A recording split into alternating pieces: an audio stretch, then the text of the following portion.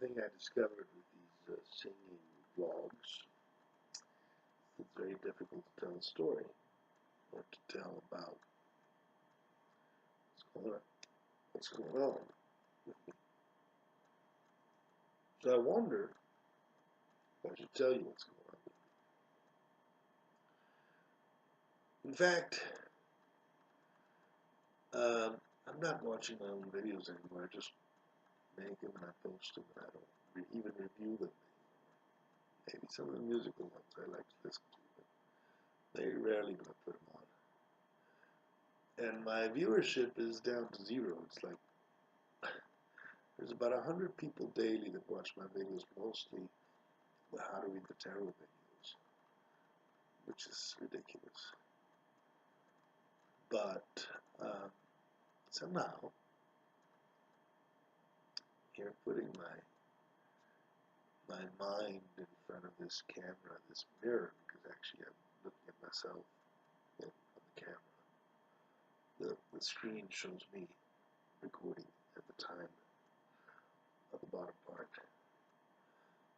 Doing that's become kind of like a kind of a meditation exercise,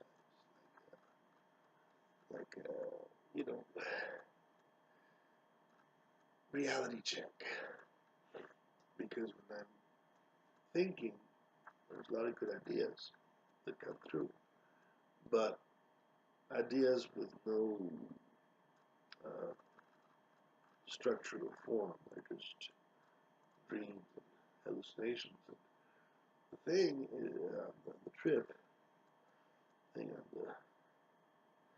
you go into the nether realms, into the ether realms, into the psychic, psychedelic realms, and come back with useful information. That's kind of what it's about. Useful information. You know. So what useful information have I got to give you guys? For the moment, for me, anyways, it's kind of like trying to recognize myself in this reality. We're in a world with 8 billion people, all of them caught in their own dramas, their own lives for a brief moment of time while they're alive. And then they're gone. And they're gone. And whatever's left of them depends a little bit on whatever's left of the whole of that society. I can guarantee you that today, somewhere in Africa or India or even down here in Mexico, there is some kid with a wonderful, brilliant idea to resolve hunger and war and all that stuff for mankind. But he doesn't have the tools or the mediums or the support for his idea that would require the support that would require for him to actually be taken seriously. And there's probably millions like that all over the world. There's probably millions of people every day that have great solutions that don't have the strength to take them through, to make them happen. You know, the electric imaging, that's the typical case. So what do I see every day? I see abusive, tyrannical, monstrous humans dominating and hurting others. That's what I see. That's why I kind of do the whole way with a whole bunch of them, because these humans have been in power always. Power itself is created by that ruthlessness. You know, the kings in Europe, the Tlatoanis in Mexico, all the great leaders throughout history have one thing in common. They're ruthless. They give a shit about life. And they can make that ruthlessness useful to themselves. That's why their names are written in history books. But to be that ruthless, to be a being that is so ruthless, is spiritually harmful. Why spiritually? Because humility, I guess that's why the church makes you vow obedience. Humility is the antidote to ego, to pride. Pride is the fall. Pride is the cause of the fall. So, if you're humble, if you're unseen, you're more likely to be free from pride than if you're not. So all the great leaders, all the great masters, all the great people are actually the people that have greater pride and put that pride forth into the world. The leaders do that. They speak for many. That creates pride. Pride creates pain. Those are my thoughts this morning. So, what's the solution to the world's problems? What's the solution to hunger, to war, to corrupt governments, to mafias, to a benevolent tyrant? Benevolent tyrant would reduce the suffering of many to the suffering of few. Benevolent tyrants like that would not guarantee that, because his benevolence undeniably will cause harm to others by the mere fact that humans hurt each other all the time. And if you stop a certain group from hurting another group, you will hurt the group that was hurting them first. To do that, it's just a fact. So,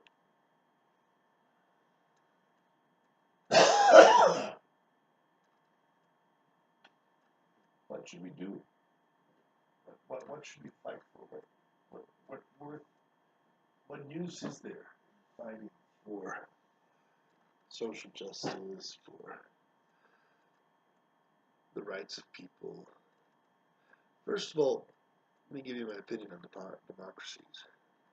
Although well-intentioned, they are the most flawed political structure. Why? Because the rule of the masses, the rule of the many, tends to be stupid. Give you a perfect example. If everybody thinks the earth is flat, the people that know the earth is not flat will be ridiculed. Democracy.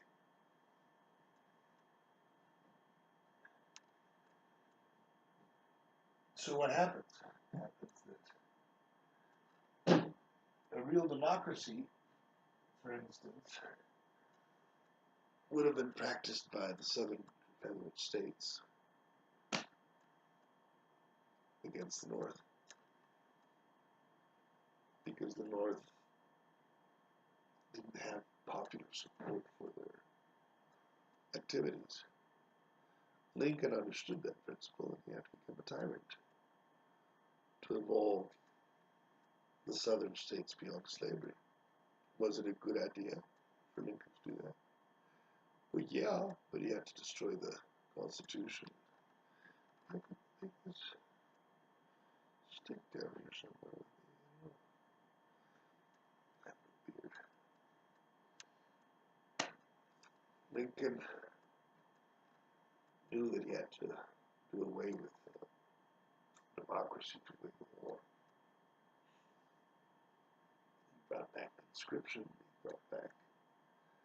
He made war on the states because he disagreed with what they had to say. That's pretty deep. Legally and morally, maybe the South is right, but Lincoln had a big ace in his hand, slavery, and that's why the North won.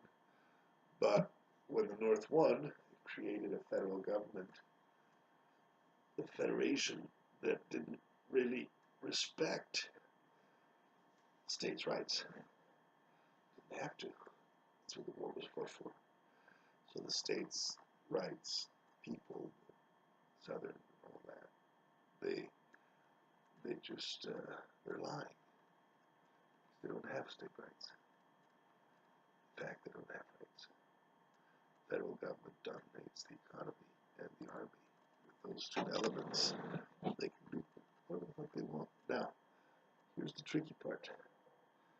Civil War is a long time ago. And the machinery that was created through the Civil War still dominates the world. Because the structure of the federal government of the United States of America is right now the structure that determines who's going to live, who's going to die. Places like Afghanistan, maybe even Paris. What happens? What happens is that it's a hidden rule. It's a hidden, we don't know who's in charge.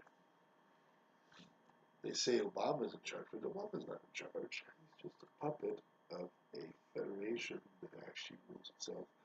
I would suppose, I would imagine, I would probably bet on the fact that the people in charge are the generals of the Navy, Army, Air Force, Marines, the big generals who rule over the military decisions in the United States are really the people in charge because they have the power to be in charge. And that was what Lincoln was doing, in fact, invading the South, taking the South. That was the purpose of the Civil War was to create a military rule for the whole United States, and obviously to expand this rule through democracy and the Constitution and everything, which was not respected, into manifest destiny, which, because after Lincoln we had the Spanish-American War, we had the Mexican War, we had a lot of wars that happened afterward that had to do with that. And don't forget, the real people that got fucked in that deal was not necessarily the southern states, but the Indians, the Native Americans, they call themselves. Native Americans. How can you get Native Americans in the mention of the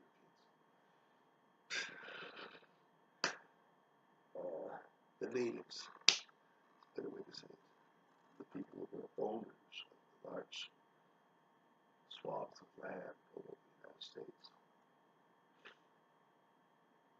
who are now still losing their land to the federal government, which really means the corporate interests that are supported by the military industrial complex, which our dear friend Eisenhower warned us about. Military industrial complex begins long before Eisenhower. It begins really with Lincoln. And it remains in power. How? Production and arms. Evidently, with no doubt in my mind, if you have an economy that bases itself on the military strength of your nation, the people in charge are going to be the military leaders. And they will understand exactly how to maintain their progeny in charge. They will be hidden from the general public. Does anybody watching this video know who really runs the U.S. Army? The Marines? You would say, oh, the President is the Commander-in-Chief. Really? Are you so sure? But the civilian that has not had any military experience, small military experience, is going to be trusted by hard commanders that have been to war all over the world with decisions that affect the outcome of these wars. I don't think so. I don't think commanders are that stupid. I think commanders are smart enough to hide that fact from you, oh dear American taxpayer, because $6 out of 10 that you pay in taxes will go into their purses to buy them nice shiny guns to kill people all over the world, so you can keep paying those taxes at any cost. Those are my thoughts on this morning before I went to work. I'm going to shower because I showered last night. I did my music blog, but somehow I couldn't discuss these subjects which were on my mind this morning. Musically. Maybe I could, but I take a lot more. Composing, and I'm not a composer, I'm an improviser. I always go for the same chords by improvising. It's a rambling speech, the rambling thing. It's not really this or that. But share some of these ideas with you guys so you guys have a little bit of truth in what you do and see. I don't have faith in mankind. I think mankind is basically getting fucked over since it began by mankind. You know, we're fucking each other over basically. Since a long time ago. The few groups that are trying to teach compassion, like, get infiltrated and get ruined. You're not going to solve the problem of war with more war. That's guaranteed. The war to end all wars didn't work. So we know that war will not end with war. It will end with peace. We also know that war is a very strong, I don't want to say instinct, because it's not an instinct, but a strong beam of mankind. And the fighting of wars somehow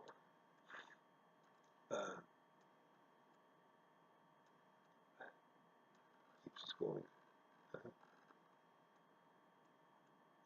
murdering each other, keeps us going. Isn't that ridiculous? That is ridiculous.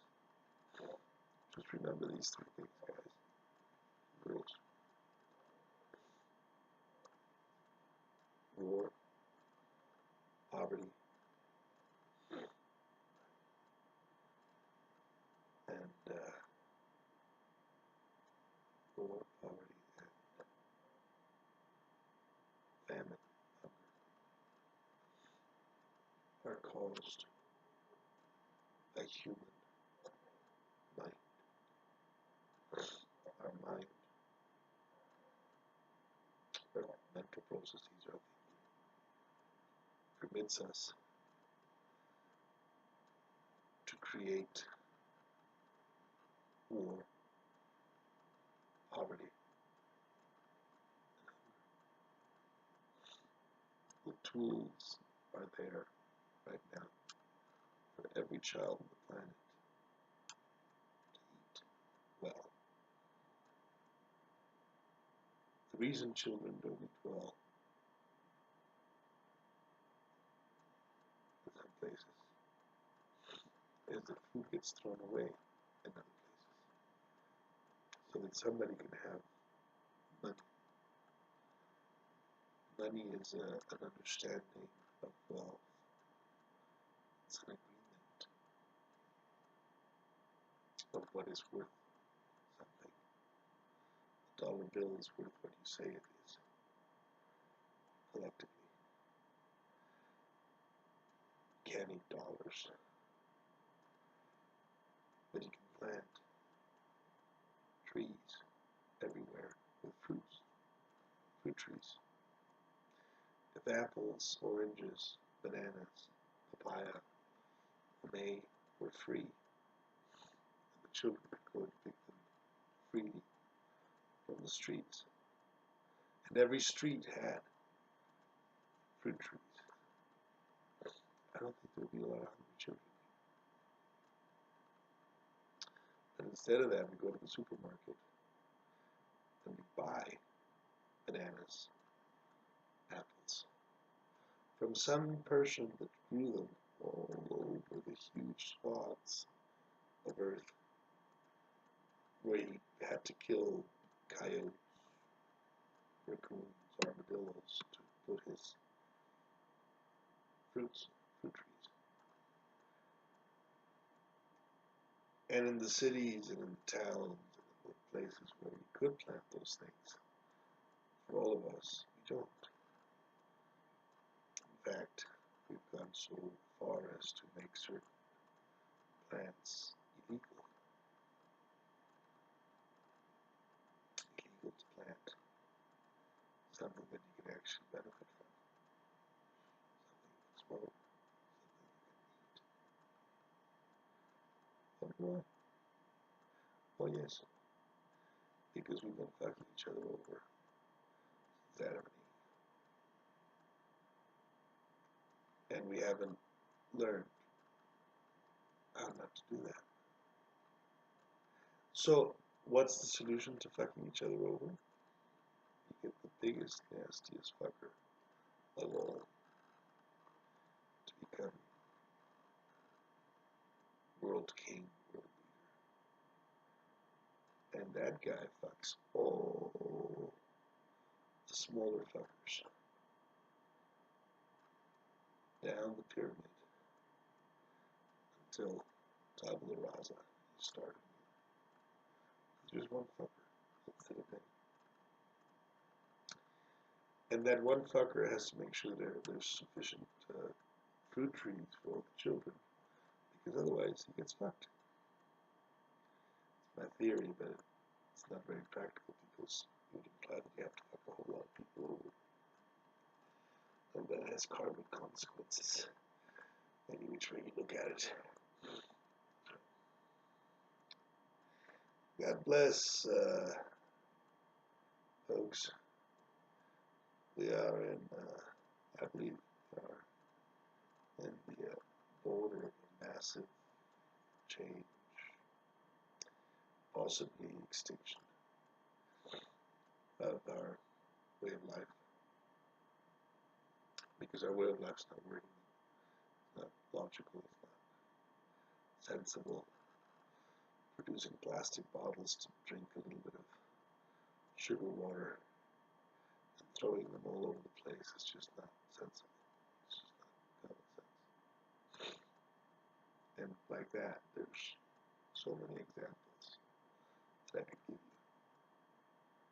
So when you do something stupid for long enough, there are consequences to it. And I believe we are at the edge of the consequences.